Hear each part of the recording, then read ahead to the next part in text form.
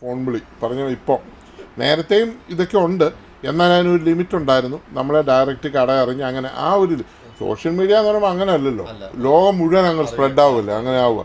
ദുബായിലിരുന്ന ആൾ വിളിച്ചിട്ട് പറയുന്നു ഇത് കൊണ്ടേ കൊടുക്കാൻ പറയുന്നു, വിളിക്കാൻ പറയുന്നു എന്ന് പറഞ്ഞ പോലെയുള്ള സംഭവമായിപ്പോയി. അതുകൊണ്ട് ഞാൻ പറഞ്ഞെന്നുള്ളേ ഉള്ളൂ.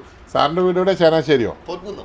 പൊൻകുന്നംകാരൻ, തൊട്ടയിലോങ്കാരനാണ്. പുള്ളിക്ക് പോലും കട കണ്ടുപിടിക്കാൻ പറ്റിയില്ല. അതുകൊണ്ട് ഞാൻ പറഞ്ഞു ഇത് കാഞ്ഞിരപ്പള്ളിയിലാണ് നമ്മുടെ കട, സോണി ഇലക്ട്രോണിക്സ് എന്നാരു പേര്. എടിയാണ് വഴി ബ്ലോക്കായി കിടക്കുന്നത്, അതും കൂടെ ഒന്ന് കാണിച്ചാൽ ഒന്ന്.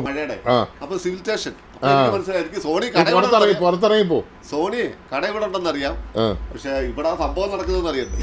അതെ അതെ അതെ, ഞാൻ എപ്പോഴും എല്ലാ വീഡിയോയിലും അത് പറയുന്നില്ല. അത് കഴിഞ്ഞ് സ്റ്റുഡിയോടെ അത് കണ്ടപ്പോൾ എനിക്ക് തോന്നി കാഞ്ഞിരപ്പള്ളിക്കാരനായിരിക്കും. അതെ അതെ, ഞാൻ ഈ സ്റ്റുഡിയോയുടെ പാൻറ് കുറെ നാളായിട്ട് ഇടാൻ തുടങ്ങി. ഇതിന് വിലയും കുറവാ, സുഖമാണ് ഇട്ടാൽ. മറ്റേ പാൻറ്റൊക്കെ കളർ പ്ലസ് മറ്റൊക്കെ 2000-3000 രൂപ വിലയും ഭയങ്കര പാട്. ഇത് വെറും 499 രൂപ ഉള്ളൂ ഈ പാൻറ്. ആ പോകുമ്പോൾ, പക്ഷെ ഇത് 2 കൊല്ലമായതാ, ഒരു കുഴപ്പമില്ല. അപ്പം അതിലേക്ക് ഞാനങ്ങ് മാറി. സാറിൻ്റെ വീട് എവിടെയാ? രണ്ടും പൊൻകുന്നംകാരാ. സാറൊന്നും വിളിക്കാനില്ല, ഞങ്ങൾ വണ്ടി ഓടിക്കുന്നവരാണ്. അല്ല, സാർ എന്ന് പറയുമ്പോൾ റെസ്പെക്റ്റഡ് പേഴ്സൺ.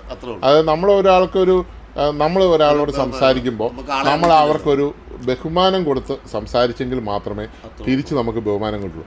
എടാ പോടാ മറ്റവനെ മറിച്ചവനെ നീ ഞാൻ ആ ഉള്ള ശരിക്കും പറഞ്ഞാൽ അങ്ങനെയുള്ള മോശം ലാംഗ്വേജുകൾ ആരുപയോഗിക്കുന്നോ അവൻ തലക്കനമുള്ള ഒരാളായിരിക്കും. അങ്ങനെ ഉപയോഗിക്കുമ്പോൾ ഉണ്ടാകുന്ന പറഞ്ഞാൽ അവനെ ദൈവം താഴ്ത്തും, എളിമയുള്ളവനെ വളരുള്ളൂ. അങ്ങനെയുള്ളെങ്കിൽ ഇപ്പം ഞാൻ ഒരിക്കലും ഇപ്പം ഞാൻ സാറിന് വിളിക്കുന്നത് എന്നാന്ന് ചോദിച്ചാൽ ഒരാളുടെ അടുത്ത് നമുക്ക് കൊടുക്കാവുന്ന ഏറ്റവും വലിയ ബഹുമതിയായിട്ടുള്ള ഒരു പേരാണ്. പിന്നെ ചേട്ടാന്ന് വിളിക്കാം, അണ്ണാന്ന് വിളിക്കാം, അങ്ങനെയുള്ള പേര് വിളിക്കാം. അപ്പോൾ എന്നെക്കാളും പ്രായമുള്ള ആണെങ്കിൽ അത് കുഴപ്പമാവും. ചേച്ചിന്ന് വിളിച്ചാൽ അതിന് കുറ്റം പറഞ്ഞിട്ടുള്ളവരുണ്ട്, മാഡം എന്ന് വിളിക്കാം. അങ്ങനെയൊക്കെ പല രീതിയിലുണ്ടല്ലോ. നമ്മൾ ആർക്ക് എന്ത് കൊടുക്കുന്നു അതേ തിരിച്ചു കിട്ടുള്ളൂ. നമ്മൾ അവനെ റെസ്പെക്റ്റ് ചെയ്യാത്ത രീതി പെരുമാറിയാൽ നാളെ അവനും റെസ്പെക്റ്റ് ചെയ്യാതെ അതിൻ്റെ ഇരട്ടിയായിട്ടേ പെരുമാറുള്ളൂ. അതെപ്പോഴും നമ്മൾ ചിന്തിക്കാം.